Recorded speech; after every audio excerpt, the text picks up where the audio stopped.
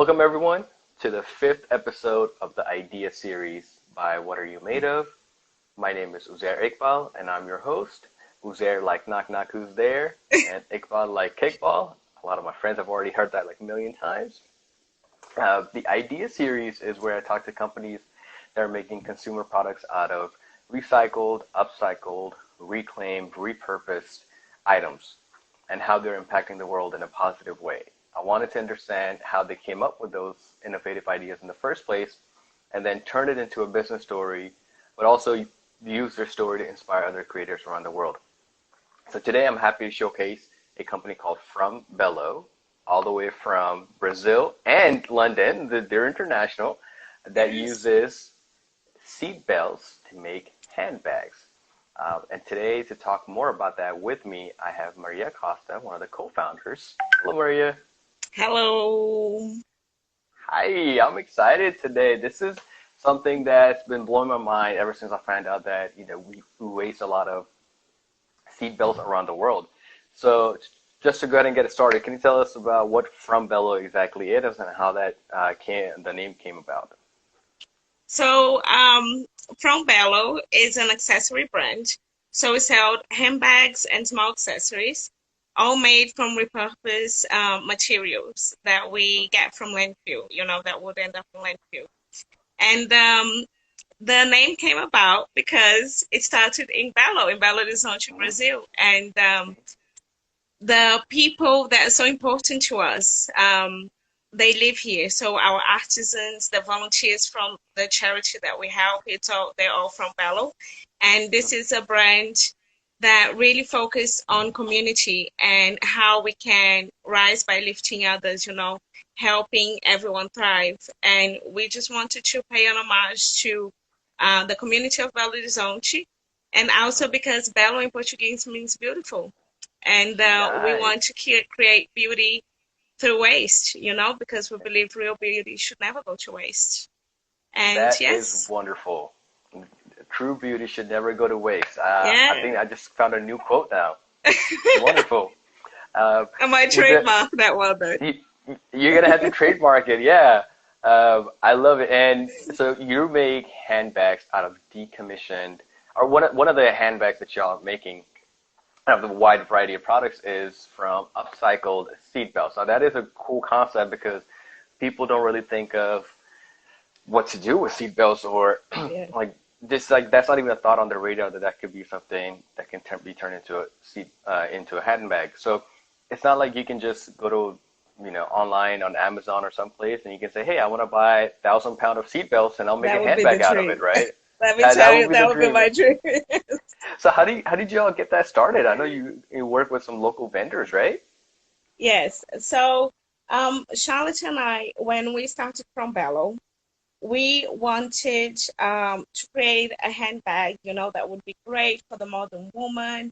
And when we were researching materials, first of all, all we knew is that we wanted to donate meals.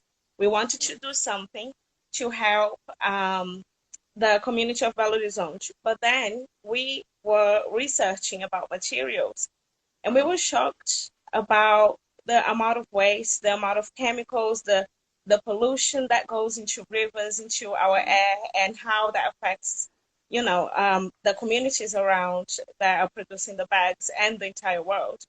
And so we were researching about materials, and then by the same time, in Brazil, passed a law that you're not allowed to use seatbelts in your car for more than 10 years. So you have to throw them away and change everything for security reasons, apparently. And allegedly. And Allegedly, allegedly. yes. So we started to go to all these mechanics and junkyards and everywhere that we could go, and picking up these materials. And in the beginning was really hard because they would look at me like a young woman, in a predominant male, older males market, and be like, you're not gonna turn this into handbags. And I was like, no, Hmm. I am, And they're like, that's crazy. And they didn't believe me. They didn't want to give it away. But then we we took some, and I came back with a prototype of a bag, and they're like, "Oh my God, you can actually turn them into bags." I was like, "Yes, Yeah. we can." Yeah. It's just give a little bit of TLC, clean it, make it beautiful again, and they can turn into accessories. And we found out that seat belts, they take like roughly 400 years to decompose. And I know it's crazy. Wow. And Okay. when they go to landfill, they're just there, or they get incinerated. So they burn them, which is not a good option either, you know? Mm-hmm. So can you imagine how many cars in the world, like all these seat belts being made, and they will be here for 400 years? It's a long time, Yeah. you And the know? seatbelt is not a natural thing. It's not a wood. It's not ice. It's just Yeah, going to decompose the same way. And I'm just thinking something that's made in 2020 that is going to last for 400 years. And I'm imagining like take it back. If some, in 1620, right? If somebody came up with a seatbelt, it will still be in the same yeah, shape that it is today. And we've only started making cars in the last century. yeah. That's It's ridiculous. scary. I was watching on your website that you have stats about so when people buy your products, Yeah. they get an idea how many seatbelts sort of went into it, but overall, all the products that are made. So you've saved 8,937 feet of seatbelts, which is 2,725 meters. That's Yes. ridiculously long.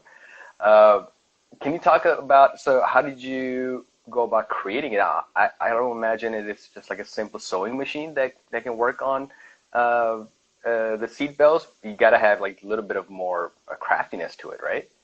Yes. And that's the hard part about today. Actually, we were having a meeting with this lovely, lovely girl, and she was asking like, so what are the challenges? And I was like, Mm, the biggest blessing is that we're making things out of seatbelts, but it's our biggest challenge because it's yeah. such difficult material, when you're using raw materials, like the not raw materials, but those materials that are made especially to make bags, to make Mm, accessories. It's so much easier. You can you can turn it to any shape you want. mm, And for us, because the seat belts are really thick, you need a special industrial machine that it's not even used to make leather bags. It's mm. used to make like shoe, I don't know, like shoe soles. Oh, okay. So Yeah, it it's got has to to be be like tougher so that the needle strong. can through. Yeah. And even the thread has to be stronger too. Hmm. Because our first prototypes that we were using like normal thread to sew it, they were falling apart, and we're like, what's happening? Like, how can we solve this? So we have to use the strongest type of thread out there, like to make sure that the seatbelts will stay together. Because the whole point, these seatbelts will take 400 years to decompose, and we want to make sure that the quality is there for people Yeah. to have it, pass Hmm. down generations if they want to. So it is Exactly. Yeah. important to have quality for sure. And that's what when I remember finding out about From Belo, and I made the post on it. And one of the things that I posted was, seatbelts gonna save your life, and seatbelts are gonna be here forever. So just imagine your bag is gonna be as strong too. I mean, it can take a beating, and it will Yes, survive at that point. I love that concept that you're taking something out of the environment, but at the same time, you're using the local workforce too. Can you talk about a little bit of the people that are in Belo working to make this product too? yes. So actually before that, I just want to show the stitching because it's a Oh little bit yeah. different. Let's see. So this is our mini jewel bucket, a Hmm. personal favorite. I don't like, I'm Nice. like I like a it. mom that doesn't like to have favorites, but I do. And I don't know if you can see the stitching. I don't know if the Yeah. can you Yeah. see Oh there's yeah. like Now a I can. zigzag? Yes. Hmm. So that's the kind of stitching that we do, and it's so strong to make sure that the seat belts stay together Hmm. nicely. Um, Nice. so about the people that work with us, we have um, we are so lucky, because not every person, like Brazil is a little bit behind. I'm not sure about America, but like extremely behind Europe when it comes to sustainability. It's not something that is on our priority list. We have a ton more problems at the moment to deal with. So it was really hard to get people involved with our project. Okay. So we heard a lot of no's, and we found this amazing group of artisans that just lost their jobs because of globalization. So in Brazil, you have a really strict working law. I don't know if that's Yeah. The workers' yeah, law. Yeah. yeah. So you have a really strict one. So to compete with countries like China, like all over Asia, is really, really hard. And Hmm. a lot of brands, Brazilian brands, were moving their production to Asia. And a lot of these people, they were really extremely talented, so much experience. They they were just losing their jobs. And we got a cooperative together, Hmm. and it's women led, and we're so proud of that.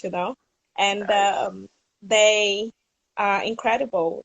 So much experience, and they help us throughout the process. So we have a cooperative, and we have separate artisans as well that work with us. And the separate artisans, they make our woven totes. Oh, So that's they're pretty super cool. colorful. Yeah, this is the seat belt as well because we like to incorporate the seat belt in every Uh, design. yeah. And the commission wood. This is made out of the commission wood. And Ooh. yeah, so they get like all these fabrics from the cutting rooms in the fashion industry and separate for us, and the ones that we can't recycle into fabrics we turn into those bags here, and then nothing Pretty goes to cool. waste. Yeah. Nice. I remember reading this a stat that blew my mind, actually, the impact of what a fashion industry does. Mm, It's from Ellen MacArthur Foundation out of England. They say a garbage truck of textile waste is thrown in the trash every second. yeah. And that is ridiculous. And I know I've worked in the solid waste industry here. Garbage trucks are huge. They can take tons of material. To just comprehend that and say that every second a truck is taking that to landfill, that's just ridiculous. But you guys are making a difference by taking some of the stuff that would have ended up in the landfill and then putting it into a product. So that's just really cool. And I want to show some other stats to our viewers too. You've saved 4,127 plastic bottles from going to the landfill by utilizing them in your bags. You have also saved 1,268 pounds of just fabric alone, which is 575 kilograms. But Yes. the cool thing about what I saw, the way you work, is you also donate towards a community organization that provides meals, right? And they've donated 2,578 meals since all these facts are just from like 2 years ago. So talk a little bit about the organization that you work with called Casa de Yes. Maria. We actually updated it today because we had Okay. our big donation with plates of food. So now Hmm. it's 2,733. We're almost Woohoo! getting to 3,000, which is so Yeah. exciting. So Casa de Maria, I personally know Casa de Maria since I'm a little girl because my school used to do a lot of volunteer work with them. And the woman behind it is Dona Nilza. Dona Nilza, she was a cleaner, and she lived in one of Belo Horizonte's biggest slums. And she always saw a lot of poverty, a lot of hunger, like I'm not sure if you guys in first world countries, you guys get in touch with that level of like poverty, that we see in Hmm. third world We countries do. like in Brazil. And it's just um, she decided to do something about it. So a cleaner that is in a minimum wage in Brazil, which is, roughly like $100 a month. She Wow. she wanted to fund, she started a house that helps homeless people and people in the community. Um, so she donates not only meals, she not only makes meals, she has a huge kitchen and lots of volunteers from the community. Everyone is from the community, and they cook all these meals for people to have lunch and dinner. but they also created this house so people can be literated because, the Nice. education in Brazil is not very good and a lot of people don't even know how to read and write. And a place for them to cleanse themselves as well. And a fun fact that I found out last year, I was talking to the manager of our manufacturing, and I was telling her about Casa de Maria, not about the charity that we help. And she was like, "Oh, what's the name of the charity?" I was like, Casa de Maria. And her eyes, she started watering. And I was like, "What happened, Lucy?" She was like, "They saved my family. Um, Oh, my When I was young, like we were really poor and we didn't um, have enough to go buy. So we had to go to Casa de Maria every single day to pick up um, boxes of like food and like all these items that, are just survival items. And throughout all my teenage years, I was there. I was volunteering, just helping pay back everything that they've done for us. And she was tearing out. She was like, "I can't believe that my job now is helping them again, helping them." nice. Um, it's like a whole cycle, It's also circular Exactly. economy as well, giving Exactly. back to And the community. I love the fact that y'all have a whole portion of the website dedicated to the work that they do.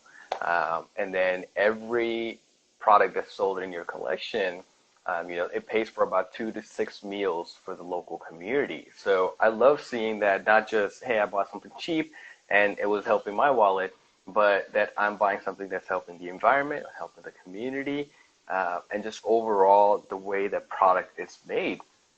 So I highly recommend anybody that's watching this right now that they go on the website and check out some of the videos and just read about the work that they're doing. It's incredible. I love seeing that. And one of the key things that I'm noticing here is the female leadership in Brazil. Yes. So I love that, Casa de Maria is led by a female, and then From Belo is led by these two awesome females, one in Brazil and one in Mm-hmm. London, right? So talk about how that is a challenge working in an industry that's, geared really towards females, but at the same time led by a lot of males in the industry. It is, especially in Brazil. In England, I find it a bit more progressive, but in Brazil, it's really, really hard for us because it's a very chauvinistic society. As you know, our culture is male dominant, and it's hard to be taken serious in the smallest things. When I was sourcing the Hey, materials Barry, I'm to, gonna give me 1 second. I think I lost you for a second. okay, Let's see.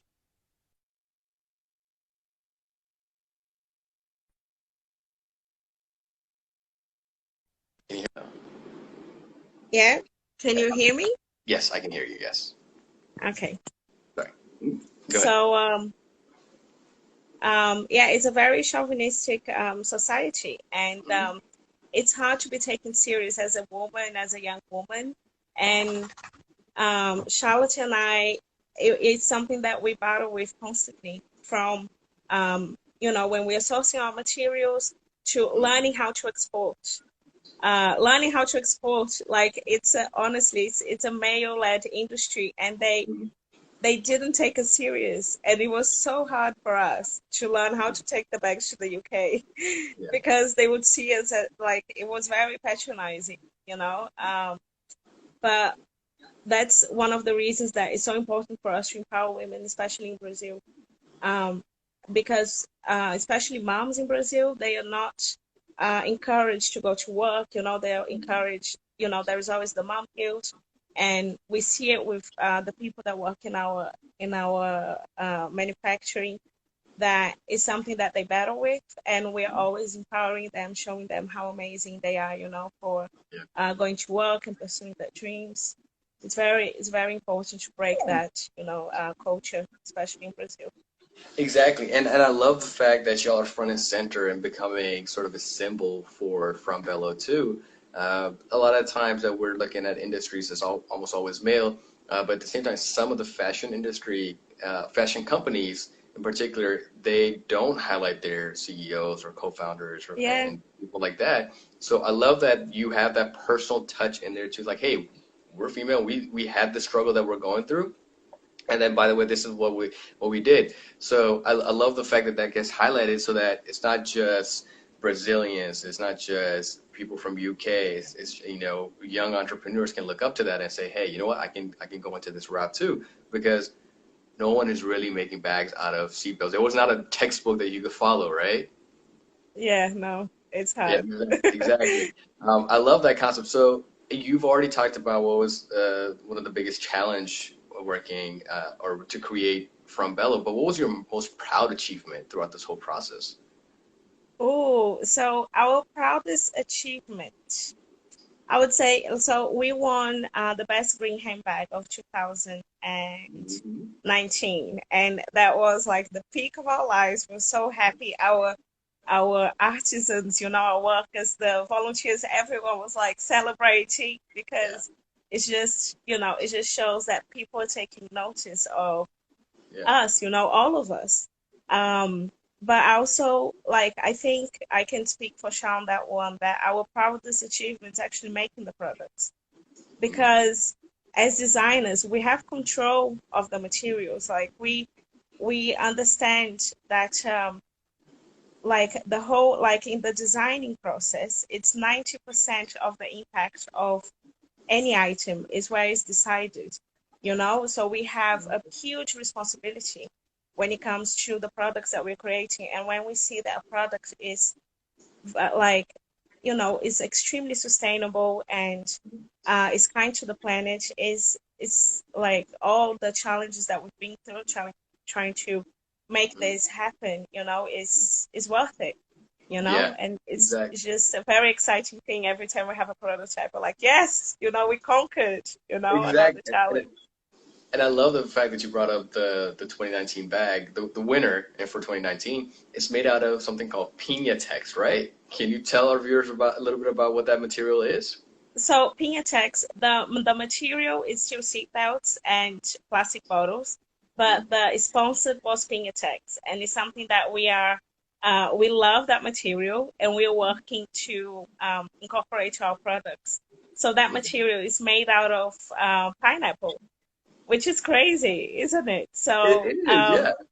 I know, we the beauty now, I think, of the world noticing that we need to be more sustainable is because Mm, a lot of like creative ideas are coming up.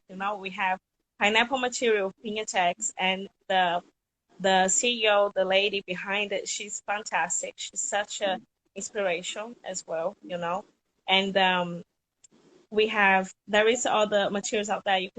There is one that is made out of apples as well, yeah, and yeah. it's so cool. Like um, it's very optimistic. I'm an optimist. Like, I think the world is going on the right direction for sure. Exactly. Yeah. And I love that. Uh, One of the things that everybody's sort of going through right now, and I hate to kind of bring it from like this such a high positive note to about how Yes. we're living through the coronavirus pandemic. Yeah. How has that impacted your business and your strategy of going about just even making bags or selling it just overall? Yeah. It was tough in the beginning. It was. Oh, thank you, Nida. Yes, women Yeah. empowerment. Love it. It was really hard.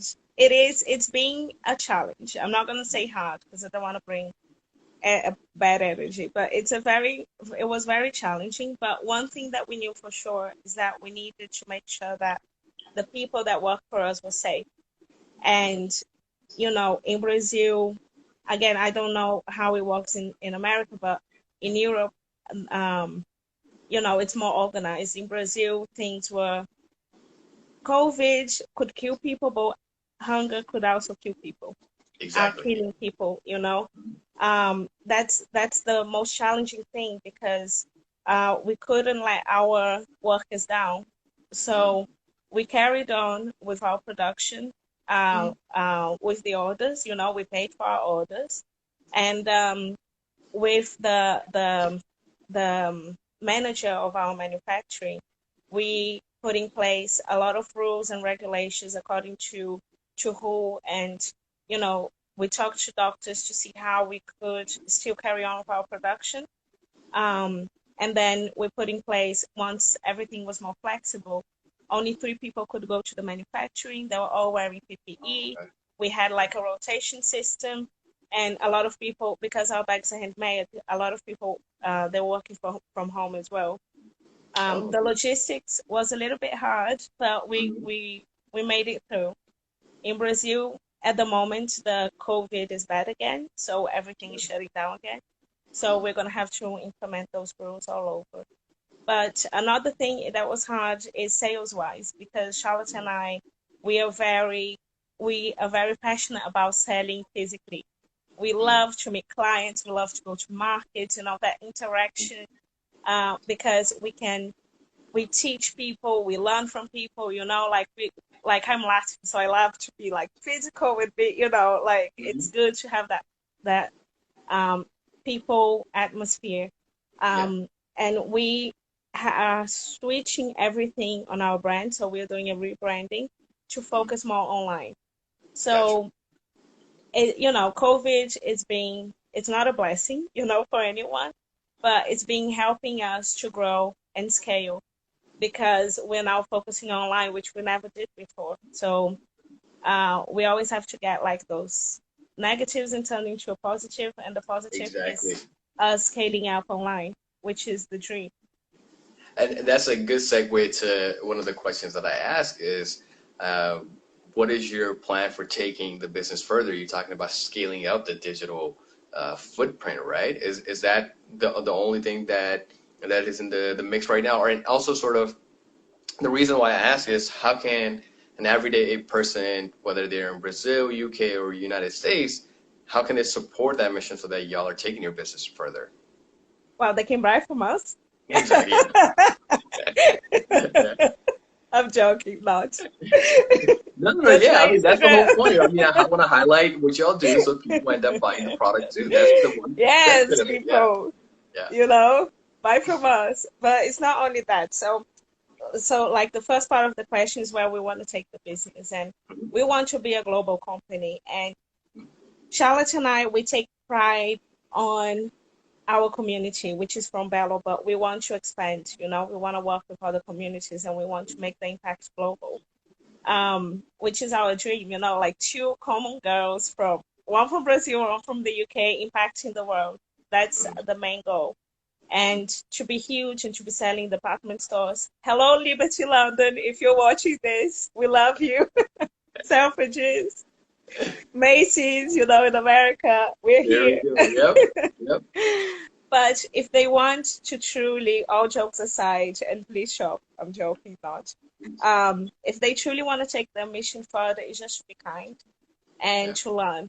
Learning is the best tool for us to save the world because we will understand what we have to do to be more sustainable, what we have to do to care for other people, because we vote with our purchases, we vote yeah, with our money, exactly. and it's so cliche, everyone says that, but it's true. So if you are going to buy a t-shirt, you just saw this paid ad and you love this t-shirt, and you're like, oh, I'm going to buy it. No, first you go on the website, see where they make, Google them to see, if you can find out more. Message them to find out like what are the conditions that these people are working in, Yeah, um, and what materials they were using, because this all makes a difference, yeah.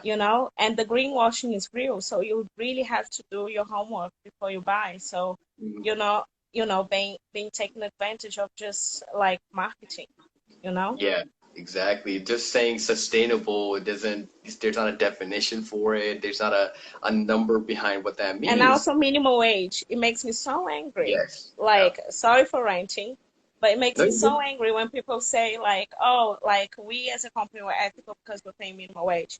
Not because minimum wage may be in a first world country people can survive on, but when you come from a third world country, a minimum wage, for example, minimum wage in Brazil, you can buy, you can't even do like your shopping for the month, Yeah. for a whole Yeah. family. Mhm. So it's not about minimum wage. So when you ask a company, they say minimum wage, please think twice because the whole concept is living wage. So you have to give, like not give, but pay enough for someone to actually live on.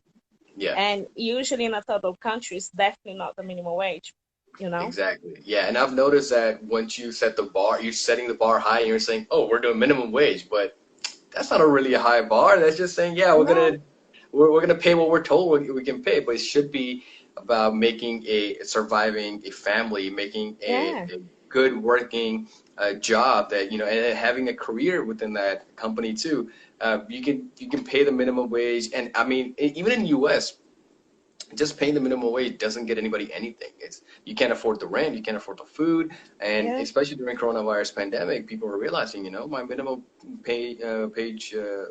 wage job was not doing the trick. So how can an everyday person like us, go about doing this? I think you answered it wonderfully. Google it, look at the working conditions, look at what they're made out of, and just look at greenwashing. That's one of the things that I just see right through. Like, I you caught. can't get to the Oh, yeah. yes. And another thing as well is about deconstructing. That is like therapy talk right now. Okay. But like deconstructing our beliefs, Yeah. because there is a lot of things, especially as women, that we're told like beauty is pain, beauty is pain, beauty is pain.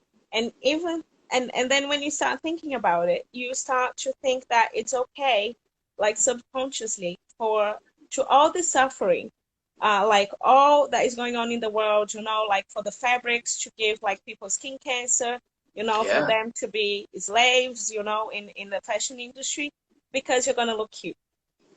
So that's for me like the biggest thing that we need to deconstruct is that beauty is not pain. Yeah. And we should never think about that because that's when we think that it's okay, for example, to use products that are not cruelty free. It's okay for a bunny to die, for me to have like longer eyelashes. No, it's not, Yeah. like things You're like right. that we need to think about. If we want to create a kinder world, we need to start deconstructing the idea of beauty at all costs, you know?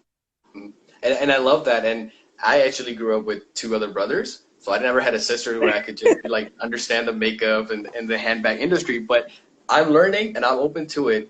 And one of the things that I'm looking at is like beauty doesn't have to be selfish. You have to think Yeah, about how that product is made and how it actually impacts because at the end of the day, if you were in their shoes, you wouldn't want to be in those working conditions or being paid yeah. that low.